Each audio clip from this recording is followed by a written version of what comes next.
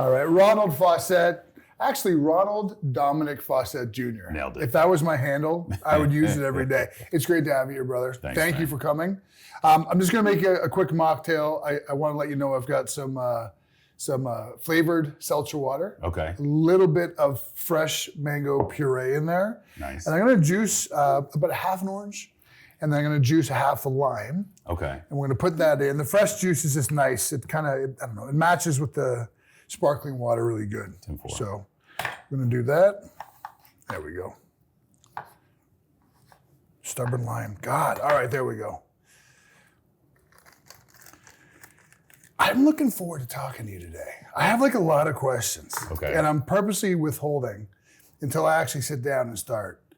But you've intrigued me for a long time. A long time. A bunch of answers. Yeah, right? And this is the last thing. I got a touch of organic maple syrup in there. Nice. Right? So just kind of wind it through. And that should be a really nice little morning bevy. No alcohol. Thank you, sir. Fresh. I appreciate that. Cheers. Enjoy. I was thinking about where to start with this today, right? Is that okay? Money. There we go. Perfect. I love it. I was thinking about when we met. We met, I want to guess, it was probably about 4 or 5 years ago. Does that sound right to you? Yeah. And I'm gonna fast forward just a couple seconds because somewhere along the line, my family went through some challenging times. Right. And my wife Carrie was thinking about, I want to reach out to somebody and ask their opinion. And although we had only interacted with you a couple of times, she said to me, I think I want to call Ronald. And I was like, that's exactly the right guy to call. And I say that to tell you a feedback. Like this is how I see you. This is how I believe you're seen.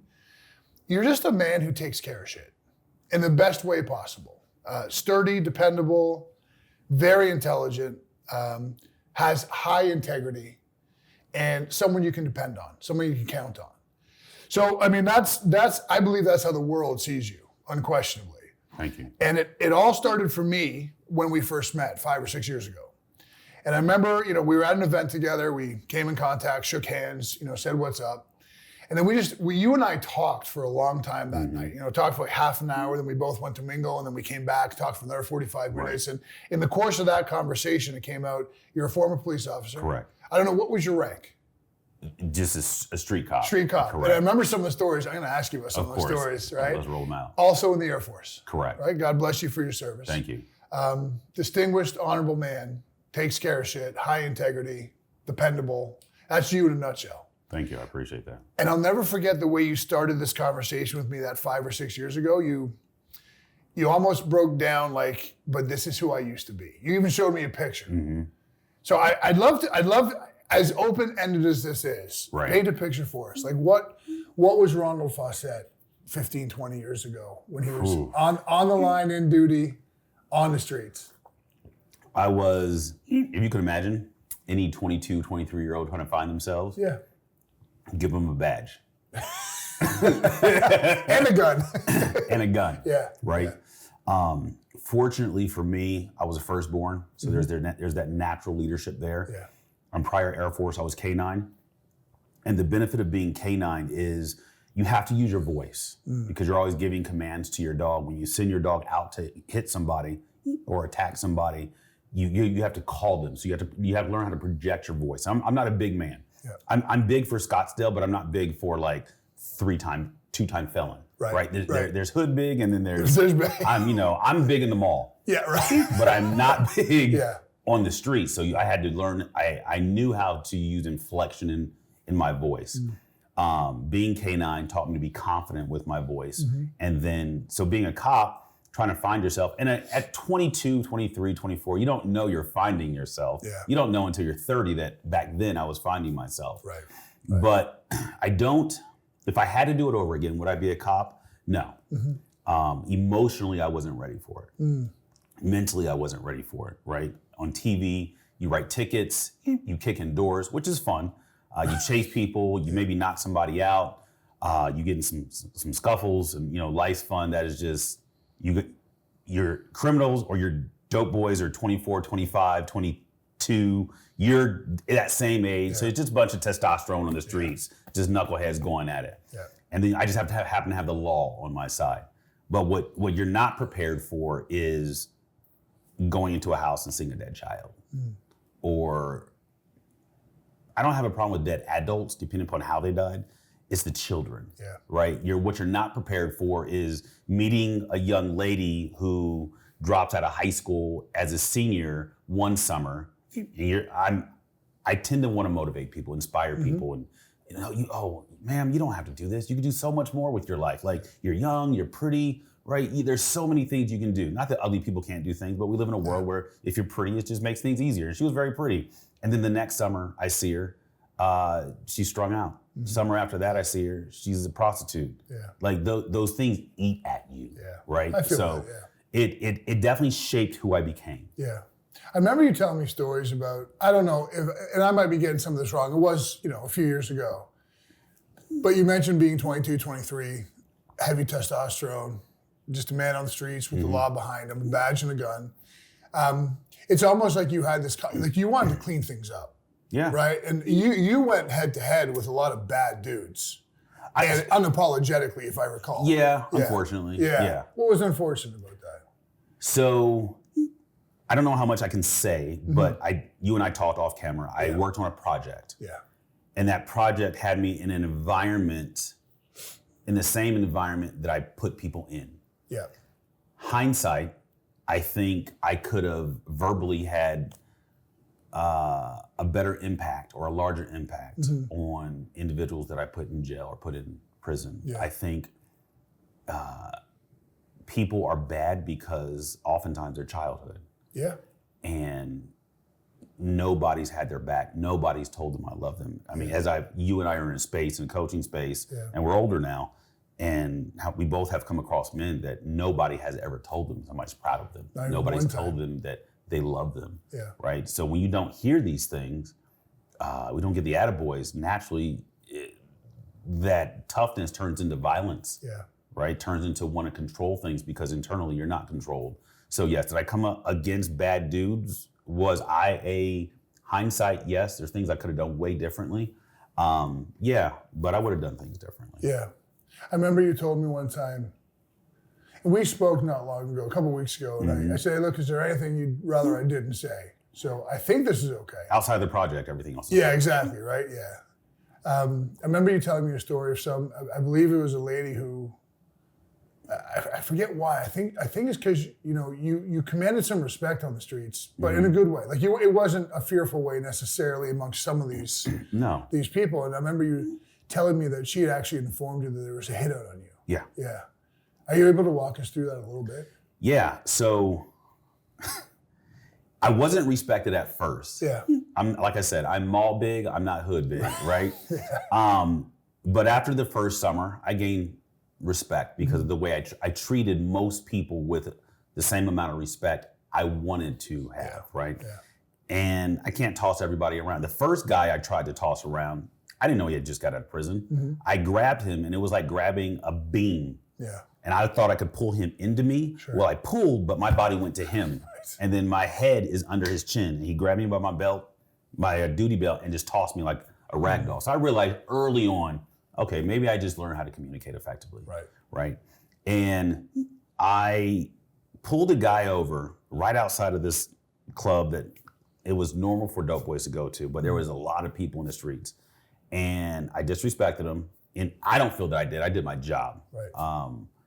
But everybody heard it. And he felt disrespected. And I had already messed up one of his trap houses. So I was there was 2 guys in the force, maybe 3 that I could trust, but I did a lot of things by myself. For the simple fact, mind you, I'm not a cop anymore. For anybody watching this, judge if you will, if you've never worn a badge, it is what it is. When you do things on the street, it's easy to write one report than it is to have the 3 different people write reports and you compare the notes, right? That's just how things are. So I knew as long as I'm by myself, I can write my own report. And somebody doesn't have to write something that could potentially get me in trouble, whether it's true or not. So I messed up one of the dope houses, and he had it up to here with me. And then one of the prostitutes, ladies on the street, she just pulled me aside and told me, hey, you got a hit out on you. And we found out who it was. I told my sergeant. My sergeant got a couple other guys involved, and he actually pulled me off that beat for probably 3 or 4 months. Yeah. And then after the summer kind of died down, he brought me back, and things were pretty calm. Yeah. And you told that story with such like relaxed composure. 99% of people on the planet, if that was them, they'd still be jittery about it. I mean, it's just amazing how composed you are in telling that story in situations like that. I think when you join the military, you're comfortable with. I can't speak for everybody. When I joined the military, I had a bomb dog, so I was comfortable with death. Yeah. And I became a cop. I was comfortable with death. Sure. I currently race motorcycles. Right. I'm comfortable with death. Yeah. I think pushing the envelope for what a person's comfortable with, it makes them more acute to the world around them. Yeah. I actually did a post this morning about that. Just don't be afraid of living life to the fullest, right? And I think I'm comfortable with it because I've always been comfortable with death. Yeah. I didn't plan on living past 30. Right. Why is that? A lot of was kids. your job or? Well, in growing up, a lot of my friends just didn't make it. Really? Right. So gang violence. Sure. So when you grow up with death around you, it just is what it is. Yeah. I grew up in a time where your friend in high school could be murdered. You go to school, there's no counseling. Right. It just same time. 100%, right? Bro. Yeah. And then I don't know why. It just was what it was. I didn't put too much thought into it. Kind of the fabric of who you are, perhaps. Yeah. Yeah. I love your backstory so much. I do, for a lot of reasons, but one of which is, I mean, you're a coach mentor now. Correct. And I often wonder, and I've never asked you this before, how much of that, those years in the military and then on the force, how much of that shaped the coach you become, the mentor you become? As much as I don't want to say it, I kind of do want to say like 100%. Yeah. Had I never seen a guy breathe his last breath, maybe I wouldn't have the appreciation for life that I do. Yeah. Had I not seen another guy breathe his last breath, a Toughen, tatted up drug dealer asked for his mom as he's dying. He's not asking for money. He's not asking for his girlfriends. He's not asking for his wife, his kid. He's asking for his mom. Like, I wouldn't have understood the value in loving the person that birthed you. I wouldn't have understood the value in appreciating knowing what's real in life. Money's not real. Right. Right. Well said. And had those experiences along with several other experiences, given those 2 career fields, had they never happened, could I still be a coach? Yes, but I think I would be more of a linear coach, like coaching the way everybody else does. Because there's not many coaches in our industry that have my life experience, right? Yeah. And I'm not saying that there's not. There's just, from what I see in my social media feed, it's just not there. And the guys that less percentage. Touche. Yeah. And the guys that have my experience, bro, they're not coaches. I agree with you. Right? Yeah. So I think it's a good balance for me, for my clients. Yeah. I want to ask about how you coach, and we will. I've always been curious about, and I've actually thought about you when I get curious about this. We mentioned just now that there are some coaches who have similar paths as yours earlier in their lives. I'm thinking right now about some of the guys who were Navy SEALs and are now coaches. And I listen to their stuff on, be it Instagram or YouTube. And I often think to myself, that's not going to end well. They're taking guys who, maybe played high school football and now they're in their 50s and they're taking them to beaches and let's fight it out, and they're throwing punches at each other. And it's for the purpose of bringing out the barbarian and the man and blah, blah, blah. Look, I teach their own, and I'm not casting shade. But you are a man who lived that kind of lifestyle. I mean, I'd like to hear your thoughts on that. What would you expect to happen from that kind of coaching, mentoring process? I think soft men need to be hardened, and hardened men need to be softened. Yeah. Well said. It's the balance of yin and yang, isn't it? Yeah. I think there's a time and place for the Navy SEAL or the operator coach, or the coach with operator life experience. Something I don't really like is the civilian who doesn't have that life experience trying to embody somebody that they're not. That's what I'm saying too. And I'm seeing that a lot. Yeah. Because the military, when it comes to their training, they didn't just wake up one day and say, let's see if this works. There's science behind it. So when you take a Ranger through training, or a SEAL through training, or a TACP, or pararescue or combat controller through training, there's science behind that because they know what they're going to prepare them for. Right. So when they engage whatever their training has positioned them to be comfortable doing, they're ready for it. Now, are there issues down the road, mentally, PTSD, the whole thing? Yes, everybody's not ready maybe emotionally for it, but they're physically able to make it happen. Their decision making is so on point. Their command presence is next level. Then you have a guy who's a civilian who maybe played high school football, not the same as killing somebody, not the same as, you know, jumping out of a plane at nighttime and maybe landing in the water, or jumping and your rig gets messed up. Those are different things that you got to prepare yourself for. I interviewed a guy on my radio show who's prior Delta. We're friends now. He used to live down the street. He sails around the world with his wife now. But one of the things he says he was Jeeping, and that's kind of how we connected. We both Jeep, and his vehicle got stuck in water and it was starting to get washed away. His wife was flipping out. He was calm, cool, and collected. And I was like, how'd you get to that point? He's like, training. He said, you take 4 Delta guys and put them in any city, they can shut the city down. Yeah, I believe that to be true. Right? So you have these civilians that are doing this.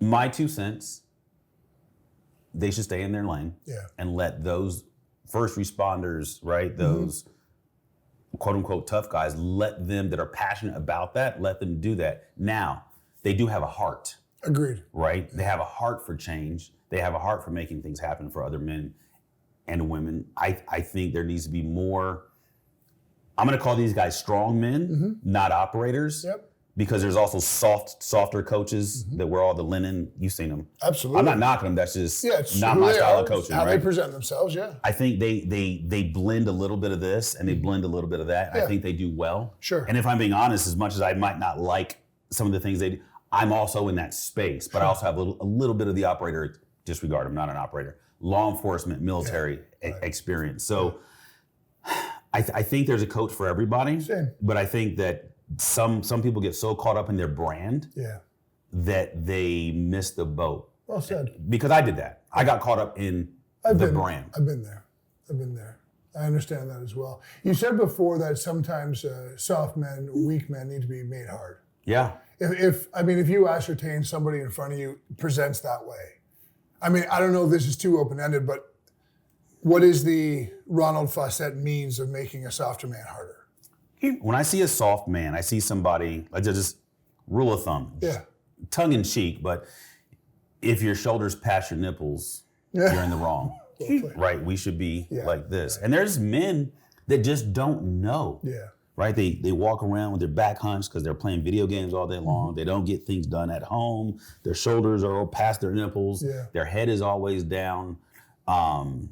They're the guy that apologizes all the time. Like you're walking in, they don't hold the door open for you. They don't have to, but I'm sorry, dude, you don't gotta, it's not your responsibility to hold this. You don't even know me. Yeah. And they're just soft. So maybe they don't need to be hardened, but there's a buddy of mine who owns a company called Rogue Methods. His name's Raul. I posted one of his things in my story. He's a local guy, but he travels around. And he's known in the physical contact, engaging armor, weapons. He's known in that industry. Excuse me. I've taken some of his classes, and it's close quarters combat. So you're shooting a target that's as far as this candle away, how to engage there, and then towards the end of the class, you put on headgear, and you and some random dude you don't know, he drops a gun. You go after the gun. You're in the dirt. Yeah. A lot of guys have never tussled. I have brothers. We tussled. Right. I grew up in an environment where we played football in the street. Of course. Right? Yeah. No, kids didn't have insurance. You just fix it up, throw some peroxide on it, and get back outside. Peroxide was the glue of the 1980s. You're absolutely right. Exactly. Yes. That's exactly what it was.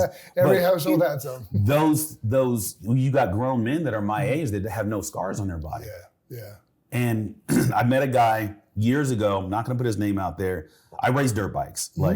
I'm horrible at it. Let's just start there. Yeah. But I love my KTM. I do hard enduro. I'm the bottom of the group, but it's fun. Yeah. Been in the hospital a couple times from accidents, but I met a guy who says to me, man, I want a KTM, but I got a family. Yeah. I'm like, bro, you're not going to die on a dirt bike. Right. But there's so many men that are just not men and women that are not pushing the envelope Yeah. because there's this fear. Well, what if I get hurt? So what? Yeah. So I think people need to scratch themselves up. Like you buy a brand new pair of cowboy boots. Mm-hmm. As soon as you walk outside, I wear Tacovas, the ground's slippery, but as soon as you scratch the surface of the sole, you start to gain some traction. Sure. Now, that was good. That was good. Actually, you got to remember that one. That was Right, I'm going to use that again. Yeah. I'll forget. But as soon as you scratch the surface of the sole of your boot, you can gain traction. Now you can walk in them. Right. Right, and I think people just need to scratch the surface of their soul. Is comfort a problem in our society? Are we too comfortable?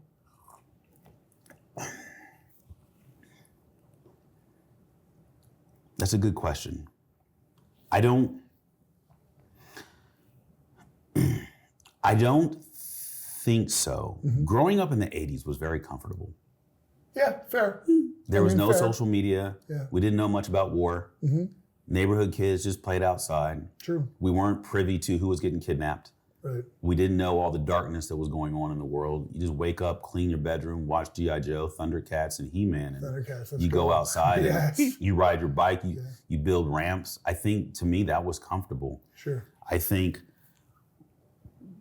nowadays people have access to too much information, and it stops them from moving. It's a great way of phrasing it. My thought is that we've become too comfortable. Men who've never scuffled before. I like the way you built the 1980s, because you're right. That was my childhood.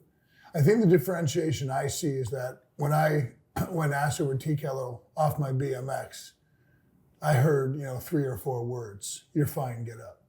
Right. Nowadays it's a little different. Different. But everything you said there was right though. There's a lot of comfort in that. We had less access to the darkness that existed because there was no 800 TV channels and there was no social media and there was no internet. So I can see that makes a lot of sense actually. So maybe the comfort back then was that we were fairly isolated and cocooned to a degree. And not confused. Yeah. We could make decisions. Yeah. Right? I think now to your point. Sure. Too much information makes it hard. People don't know how to make decisions. Next time you go to a fast food restaurant or you're out with friends, see how long it takes them to order off a menu. Bro, you've been here before. Nothing on this menu is going to kill you. Take 30 seconds, pick something, get back to why you're there. Yeah. At our age, we're out to dinner to develop and build and continue to develop relationships with people. Right? You see somebody at a fast food joint, you're driving to San Diego, you're gonna stop by McDonald's, you're gonna stop somewhere, and they're staring at the menu. Bro, the menu's been the same, minus the McRib. It's been the same since '82. That's right. Pick something and move on. Yeah. I think people don't know how to decide, and they get paralyzed mentally, emotionally, and they just don't move. So I think to your question about are we too comfortable, I think we're too complacent. Mm-hmm. What's the difference? Because I actually like what you said there. I'm not challenging. I'm agreeing. I just want to understand it better. I'm going to speak for myself. I'm trying to build a life to have comfort in my life. Yeah. Right? I don't like flying. If I'm flying overseas, I don't like flying coach because first class is comfortable. Right. My legs can extend, right? Yeah. Complacency is, I think comfort is the ocean, complacency is the swamp. Okay. Right? Yeah. If water doesn't move, it's not beneficial to you. Yeah. Right? I think that's also a great analogy. You should remember that one because that's strong. If water doesn't move, it's not beneficial. You can't use it to drink. Mm-mm. You can't use it to bathe in. It's effectively become toxic. Correct. Water has to move. Correct. That's a great analogy. So I think that's my separation. That's a of comfort really and strong analogy. So it's almost like we've got too much water pooling. Mm-hmm. Right? You got the internet, social media, 800 channels. You've got a million things going on. Yeah. And that leads us into a place of paralysis. We can't make a decision. We can't make a choice. And because of that, the water's pooling. We're not moving. That's a strong way of looking at it. I like that. You made me sound way smarter. No, listen, that's what I think that's a really strong way of looking at it. A really strong way. It's actually, it's causing me in a good way to reframe how I look at things too, which I think is for me, the greatest asset any mentor can give somebody is the ability for them to to look at things from a different perspective. I've always thought that's my job. My job is not to tell you what to do. Right. My job is not to enforce my belief patterns into you or instill them that direction. My job is to ask you to look at things from a different angle. Right. Not the angle that I think is right or wrong, just a different angle. Because I think if you can acquiesce and realize that maybe the way I'm looking at this is not absolutely true. Right. You don't have to agree with me that this is true, but at least you're looking at it from a whole different perspective now. And I think that opens up a buffet of possibility. And I think that's the job of a mentor. You do that as well as anybody. I think the one, you bring up many valid points. So many coaches tell. Yeah. When I started coaching, let's just call it what it is. So did I, bro. I was like, I'm prior military, ex-cop, finding my brand, think, react, lead, command, presence. Yeah. What you need to do. Yeah. Then I realized, you know what? Open-ended questions. Yeah. But the reason why I'm gonna lightly use the word skydive. I used to skydive, my 6 free fall or solo jump. I messed up my back, so I got into scuba diving. But my reason for doing those things is I wanted to get a different vantage point of the world. Right? When you look at the world from that high up, it bends, and everything on the ground looks the same. Like you see the bending of the sky. Yeah. When you're 60 feet below in the ocean, things quiet. It's like when you're removed from what your feet touch, things become very real. Whether you're in the ocean or you're up in the air. Same thing when I race motorcycles. When I'm dialed in and I'm going into a turn, like there's no blinking. You're almost not even breathing because you become one with the item that you're on. And those different experiences, they're shifts, right? Allow me to hear what somebody's complaining about and see it from so many different vantage points. Right. And then give them like a platter of options on what to do with what they've just verbalized as opposed to telling them. That's powerful. Wow. Yeah. I like the way you're making me think and feel today. You know, you mentioned command presence before. Yeah. That's what Ronald Faussette was when I met you. Yeah. That was the brand. I think it's evolved. It has. If you don't mind, talk me through, like, it was command presence. What did this mean? Where are we now? Why the shift? Because I have a feeling your story is going to make me look at things in a different way, in the best way.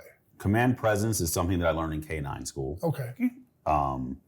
And it just became, you kick in the door. For example, there was a time, may or may not have happened, where a person, maybe it was me, kicked in a door, and you see too many people that you were told were going to be in the house. In the South, houses are raised. Usually these people are not in nice houses. So to scare them, you just shoot a couple rounds in the ground. Well, they don't know where the rounds are coming. They know where they're coming from. They don't know where they're headed to. Right. So they scatter or they stay still. So then you engage, make contact quickly, swiftly, and then you affect the arrest. From there, like hindsight, I'm like, yo, that's command presence. Like you step into a room, there's supposed to be 2 people in there, and there's 4 people in there. They're all bigger than you. All right, use your tools that you have. I have a gun. I'm not gonna spray you. I'm not gonna tase you. I'm not gonna hit you with an aspeton. No, because you can grab that. You can't grab a bullet. I don't care what TV shows you. I've never met a person grab a bullet. Bruce Lee could. Right, he could. You're right, with chopsticks. That's right. And it's now, command presence isn't forceful for me. It is as soft as I can make it. I'm not a soft human. I never will be a soft human being. Yeah. It is who I am in my silence. So when I'm coaching somebody on how to speak on stage or how to speak on camera or how to even speak to themselves, it's 9 times out of 10 going to be the opposite of what they're comfortable with. Okay. So a lot of men, not a lot, I've met a lot of men that are just, you've heard people, I'm not a good speaker, I'm quiet, I'm an introvert. You're not, because I'll ask them, what's something you love to do? I love to fish. Okay. So you're gonna wake up at 3:30 in the morning to be picked up at 4 a.m. to get to the fishing hole at 4:35 a.m. And if you catch something that's bigger than you've ever caught, all those titles you've given yourself, stay in the car. Right. Because you're gonna be elated, you're gonna be excited. Bro, I got this. You're taking pictures, you're doing the whole thing. So it's in you, you're choosing for it not to come out. Yeah. And then somebody who's, and this is usually younger guys that are just boisterous, right? To me, that's just a sign of you're trying to find yourself. Yeah. It's let's take that energy get rid of some of the fluff and let's dial it into who you actually are and what it is you're trying to accomplish with this noise, you can do it in your silence. So it's still command presence. It is. It's just, it's evolved in practice, theory, and application. Correct. I like that though. I like that a lot because I thought command presence back then, when you first described it to me, I thought it was incredibly strong. Not just brand, but I always, I'm doing this, but we're there. Yeah, in California. You embody it. Yeah. Like it's amazing to me how much when I think of the words command presence, Ronald Faussette is exactly who I think about. But in a good way, like not that loudest guy in the room because he needs to be. Correct.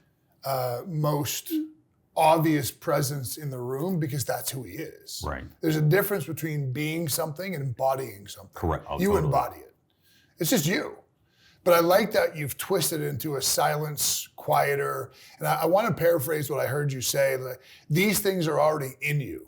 Correct. We're just going to find the right path to help rise them to the surface. Did I get that right? Correct. Yeah. Correct. There's everybody has the thing or things. It's never more than 3. Yeah. At best, it's 2, but they have that thing in them that separates them from man.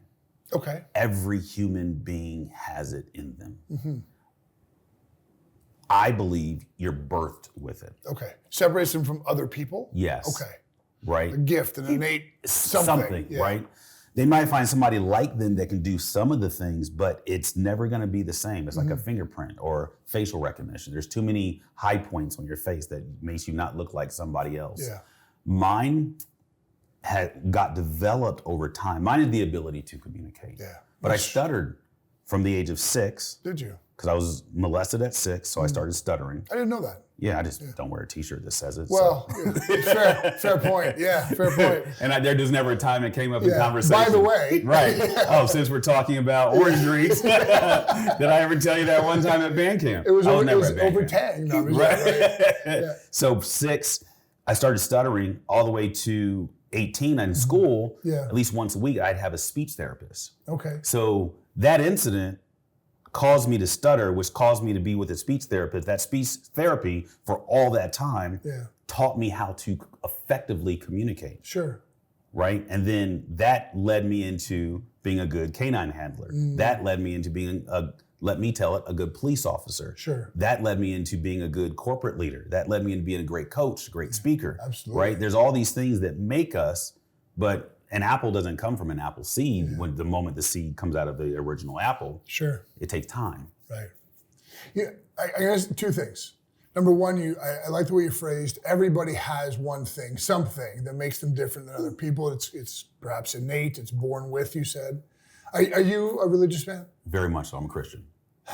Luke 17:21, the kingdom of God is within you. What you just explained there is always how I've interpreted that particular passage. And look, it's interpretable. Right. We can interpret how we want. Right. But that's the way I've always seen it. I've always seen it as that, like, he gave you gifts. Same kind of gifts he's got. Right. And he's saying, now do something with it. Right? And I think sometimes the passivity of Christianity is that I'm going to pray for what I want. Great, do that. But he's asking you to take a step. Like he's not saying, okay, I'm going to give it to you. Right. Let's do this together. Like you got to work towards as well. But I've always looked at that particular passage as the biblical version of what you said. There's something special in all of us. And people we're in a rush. Everybody's in a rush to go somewhere. Yeah. One thing I've learned is we're talking religion, Christianity. So the Bible's going to be obviously the book. Right. Christians, and you said passive. You didn't say passive Christians, but that's what I took from it. Yeah. They do this thing, if they read the Bible, they do it on like an audiobook. The Bible specifically says that hearing comes from my word, right? You can't hear God if you're not reading the word. I like that. If I'm listening to another man read the Bible to me, am I hearing God? No, I'm hearing a man. Hearing that guy. You miss so much. And I got baptized about a year ago. Okay. I've been in the church since I was a kid. Yeah. But I didn't want as an adult, didn't want to get baptized because now I'm responsible for something. I like the way you phrase that. Right? I wanted to be a heathen. Yeah. And I wanted to straddle the fence. Yeah. But then I got baptized. I'm like, okay, like new standards, new expectations. If I'm going to be command presence, I have to be command presence in Christ first before I try to impact people's lives. I got to impact my own, the best that I know how, and then let God take me from there. Yeah. So it's very interesting. Like there's so much going on in this world that I don't hear Christians speaking. Mm-hmm. And they're very divisive in my experience, right? And just what I see on social media. Yeah. I think if you were to take there's certain religions, whether I agree with who they are or not, they do it well. Yeah. Muslims, they come together. Yep. Agreed, actually. Right. Agreed. Yeah. No, if you're a white Muslim, Arab Muslim, whatever a black Muslim, they will come together. They unite. Mm-hmm. In my experience, I don't know if there's inner turmoil against different factions. I don't know. Yeah. But I know if if Christians would operate on how I perceive the Muslims operate, I think our world would be a much, much better place. Yeah. I never thought of that. I think you're right. I think you're right. I think Christians spend a lot of time disagreeing with each other. Yeah. Over sometimes, and this is just my opinion, nothing more. I'm not claiming to be right, but over what I perceive to be pretty small idiosyncratic things. Yeah, race. Yeah. That'd be one. That'd be one. Politics. Yeah, that'd be another one. Yeah. Yeah.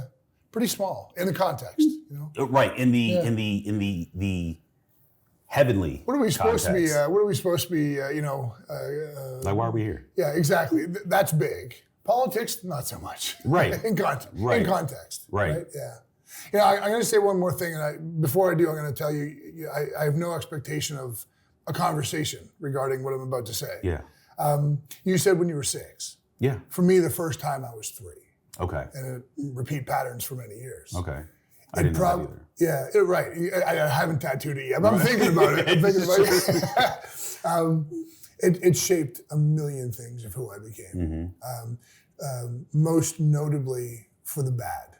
Of course. Until I reconciled with it.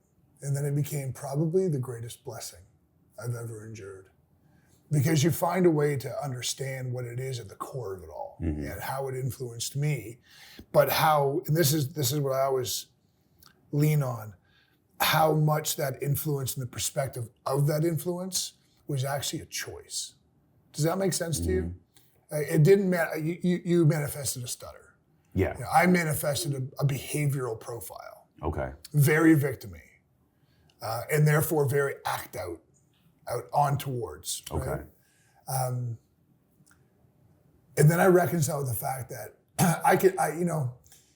things happen, but my capacity to choose what happens next is actually my capacity. You know, that's why it became the greatest blessing ever. I can see that. Yeah. I mean, no matter what a person goes through, everybody goes through something in their adolescence. Of course, right? No question. A kid could have a great life. All of a sudden he comes to 20. My dad was never there for me. Yeah. Right? There's always and I'm not knocking that. Maybe he needed them, right? But you come to a freaking age where you gotta nut up. Yeah, you nut up even better, yeah. You have to understand it happened. Yeah. You can't change that. Yeah. Now what? What's next? Right. Yeah. Woe is me ain't gonna work. Yeah. Right? Walking around like the donkey off Winnie the Pooh, Eeyore, isn't gonna work. Like that gets you nowhere in life. Yeah. And people don't even agree with what I'm about to say. Fake it till you make it. Even though everybody does it, you got to, you should never fake it. No, sometimes you with the depression going on, which I've had, anxiety that people have, which I've had, suicidal ideation, which I've had. Shame. Like sometimes you have to wake up and just pretend that you are Sonic the Hedgehog. I don't know where that came from. I'm not even a gamer. Yeah. But the moment you played the game as a kid, he just collected coins. Yeah, right. He just ran through people, collected coins. Yeah. No matter what he was thinking when he was in a ball, when he stood up, he had command presence and he bounced, jumped, collected his coins and went on about his business. And sometimes we need to operate that way in the world. People, we've all seen, I said this to my wife a couple months ago. I was like, the older I get, I start to see people like, and it's usually women, unfortunately, where you can tell they're single and they're in their early 40s, early 50s, and they look sad. Yeah. Maybe it's from a divorce, maybe it's from a death of a child, maybe like whatever it is, it's a bad thing. Sure. They're done. Yeah. Life, they're just existing.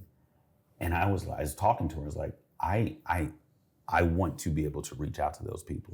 But folks, be careful what you ask for, because God, if you pray for understanding, God is going to put you through so that you get understanding. So I'm very careful now with what I ask for, but I bring all that up to say that sometimes you do got to fake it till you make it, just to get through the day.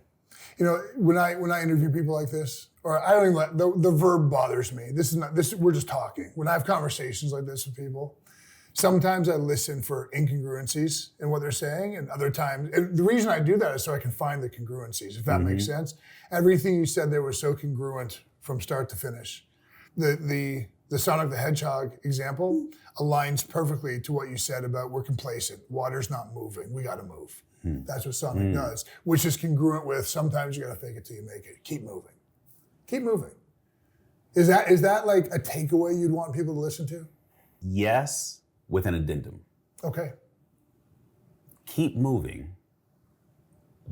Be okay with being still. Beautifully said. Beautifully said. Hell yeah. It's necessary, isn't it? Totally necessary. Yeah. You know, I'm intrigued. There's more I want to say, but in all honesty, I want to leave it right there. Ronald Faussette, can't thank you enough, man. Beautiful. Thanks, brother.